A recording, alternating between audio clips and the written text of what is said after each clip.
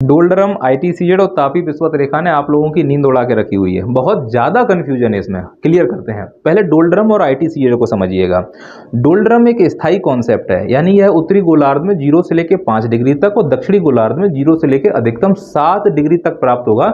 सूर्य चाहे उत्तर जाए, सूर्य चाहे दक्षिण आए, डोलड्रम के स्थान में कोई परिवर्तन नहीं होगा, आप इतना समझिए। जबकि आईटीसीजेड और थर्मल इक्वेटर यानी तापीय विषुवत रेखा सूर्य के साथ उत्तर और सूर्य के साथ दक्षिण की ओर मूव होती रहती हैं।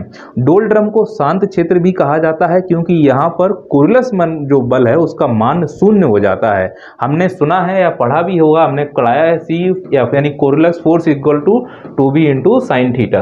अगर थीटा की वैल्यू हम शून्य कर दें, यानी अक्षांश को शून्य कर दें, तो वैल्यू शून्य हो जाएगी और थीटा 90 का मान अधिकतम 1 होता है। तो जैसे जैसे हम विषुवत से ध्रुवों की ओर जाते हैं, कोरिलस बल का मान बढ़ता है। यही कारण है कि डोलड्रम क्षेत्र में कोरिलस बल के अभाव के कारण पवनें नहीं चलती हैं, जबकि वायु तरंग चलती हैं।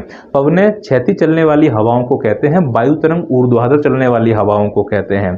अब आप एक एग्जांपल से समझिएगा कि जो सूर्य है वो मार्च के महीने में विषुवत रेखा पर और सितंबर के महीने में विषुवत रेखा पर आता है, और सूर्य एक महीने में 8 डिग्री मूव करेगा। यानी कि अगर मार्च में वो 0 डिग्री पर है तो अप्रैल में 8 डिग्री पर, मई में 16 डिग्री पर और जून में 24 डिग्री पर होता है। इसीलिए जून के महीने में यह कर्क पर होगा।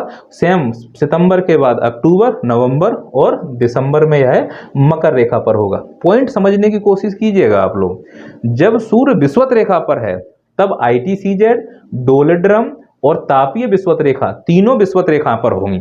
लेकिन सूर्य मान लो कि उत्तर की ओर जाना शुरू कर दिया, तो हम तो सीख चुके हैं कि सभी लोग सूर्य का पीछा करेंगे, केवल डोलड्रम ही एक ऐसा है जो अपनी जगह से नहीं हिलेगा।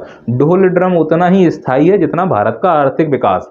और ये जो आईटीसीजेड और ये तापीय यानी थर्मल इक्वेटर लाइन है, ये भारत के वे युवा नेता हैं जो किसी मंत्री के राज्य में आने पर स्वागत के लिए पीछे पीछे घूमते हैं। तो अगर मंत्री यानी सूर्य ऊपर जाएगा तो ये उसके पीछे पीछे जाएंगे, सूर्य नीचे आएगा तो वो उसके पिछलग्गू हैं। ये बात आपको समझ में आनी चाहिए। थोड़ा सा और आगे बढ़ते हैं, चीज़ों को समझने की कोशिश करते हैं। यहाँ पर हम मानकर चलिए कि ये भारत का 8 डिग्री है, ये वाला भारत का 16 डिग्री है और ये भारत का लगभग 24 डिग्री है और इसके नीचे है 0 डिग्री। तो जो हमारा सूर्य है वो 0 डिग्री मार्च के महीने में होगा, फिर अप्रैल, 8 डिग्री मई, फिर जून। तो जब सूर्य यहाँ पर रहा होगा विषुवत रेखा पर, तो डोलड्रम तो विषुवत रेखा पर रहा होगा। लेकिन जब सूर्य ऊपर की ओर आया तो डोलड्रम अभी भी विषुवत रेखा पर है, पर आईटीसीजेड और तापीय विषुवत रेखा उत्तर की ओर आ जाती हैं। यहाँ पर बच्चे सभी ध्यान दें, जैसे ही आप तवा को गैस पर चढ़ाते हो तो क्या चढ़ाते ही तवा गर्म हो जाता है? नहीं। इसका मतलब है जब सूर्य किसी अक्षांश पर पहुंचता है तो पहुंचने के बाद वो स्थान गर्म होता है। गर्म होने के बाद वो हवाएं गर्म होती हैं, हवाएं गर्म होने के बाद हल्की होती हैं, हल्की होने के बाद वहां से ऊपर उठती हैं और वहां लो प्रेशर बनता है। इससे ये अर्थ निकलता है कि पहले सूर्य पहुंचता है, फिर सूर्य जाके उस क्षेत्र को गर्म करता है जिसे हम तापीय विषुवत रेखा कहते हैं, फिर उस क्षेत्र में लो प्रेशर बनता है जिसे हम आईटीसीजेड कहते हैं। आईटीसीजेड ऐसा लो प्रेशर का क्षेत्र है जहां व्यापारिक पवनें आकर एक दूसरे से मिलती हैं। तो अगर कोई तुमसे पूछता है कि आईटीसीजेड आगे भागता है कि तापीय विषुवत रेखा, तो कॉमन सा सेंस है, पहले तापीय विषुवत रेखा पहुंचती है, उसके पीछे आईटीसीजेड आता है। तो ये कहा जा सकता है कि तापीय विषुवत रेखा की ताल पर आईटीसीजेड थिरकता है। तो ये आज का ज्ञान। नमस्कार।